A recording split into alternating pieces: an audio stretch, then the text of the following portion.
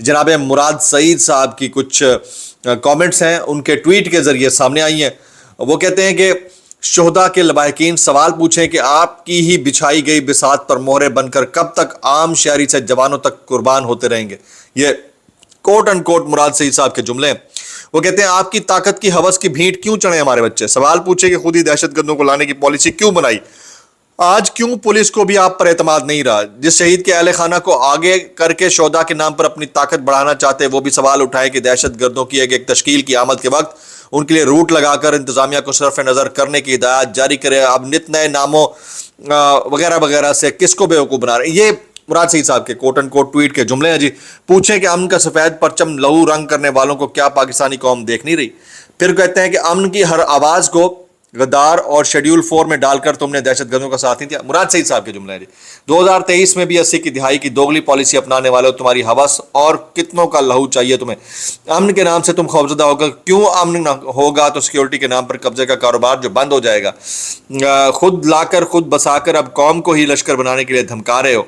महदूद लोगों की अमन कमेटीज बनाकर जो जुल्म करवाया और जाती दुश्मनियां बनवाई वो काफ़ी नहीं है। मुराद सईद साहब फिर कहते हैं लड़ाका तैयारे, टारगेट किलिंग, धमाके कब तक बंद कमरों के फैसले से आम शहरी से लेकर पुलिस के जवान तक शहीद होते रहेंगे। हाँ, वतन पर जान निछावर करने का आज़म किया है मगर तुम पर मरने के लिए तो नहीं जने गए थे ये बेटे। ये उनके जुमले हैं जी मुराद सईद साहब के। और फिर उन्होंने अगस्त 5 के हवाले से भी कमेंट किया कि 5 अगस्त का जो भी फैसला होगा वो अलीमा खान साहिबा, मरकजी क़यादत और सुहेल आफरीदी साहब अपने तय करेंगे कि उन्होंने क्या करना है। जबकि अलीमा खान साहिबा का कोहाट से लेकर रशकई और कुबा से लेकर रावलाकोट तक के मुतादिद इलाकों में इसकी आवाज़ सुनी गई है। वैसे तो मैं ये कहूँगा कि लकी मरवत, लेकिन रावलाकोट इसलिए क्योंकि बहरहाल आवाज़ उनकी वहाँ तक पहुँची है।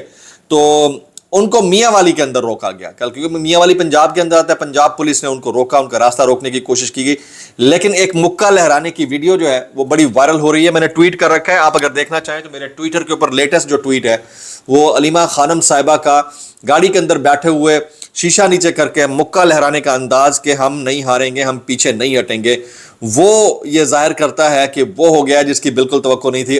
अब प्रॉब्लम क्या है, ये भी पाकिस्तान तहरीक इंसाफ की मरकजी क़यादत के लिए एक वेकअप कॉल है कि आप एहतजाज करना चाहें तो KPK के अंदर कर सकते हैं, सवाए सुहेल आफरीदी साहब के, जिन्होंने स्ट्रीट मूवमेंट को पीक पर ले जाने के लिए इस साल के अवाइल में लाहौर का रुख किया।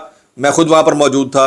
कराची का रुख किया और स्ट्रीट मूवमेंट को पीक पर ले जाने की उन्होंने कोशिश की। अब वो देखने को भी नज़र आया कि एक सूबे का चीफ मिनिस्टर जो है वो इस तरह से निकलता है तो उसको रोकने के लिए कितनी कोशिश की जाती है, लेकिन वो रुकता नहीं है।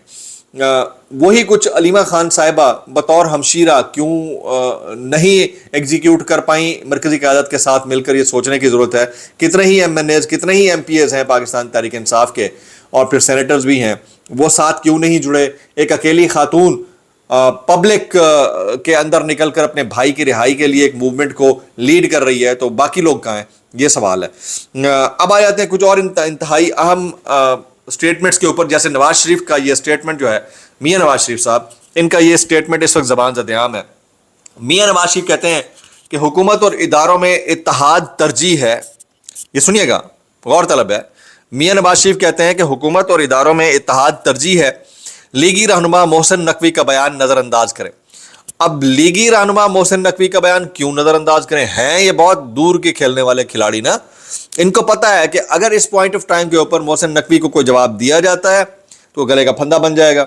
इनको ये भी पता है कि ये जो मैटर ऑफ डिस्प्यूट या बोन ऑफ कंटेंशन जो हाईलाइट हुआ है मोहसिन नकवी साहब की ज़बानी, ये एंडोर्समेंट के बगैर हुआ नहीं होगा, और अगर हुआ है और उसके ऊपर हम कोई कमेंट करते हैं हमारे गले का फंदा बन जाता है। इसलिए उन्होंने बेहतरीन तरीका यही अपनाया कि सर जोड़कर बैठे हैं जाती उम्रा में, और फिर इनको ये कहते हैं कि आपको जवाब देने की जरूरत नहीं है, जो हो गया वो हो गया।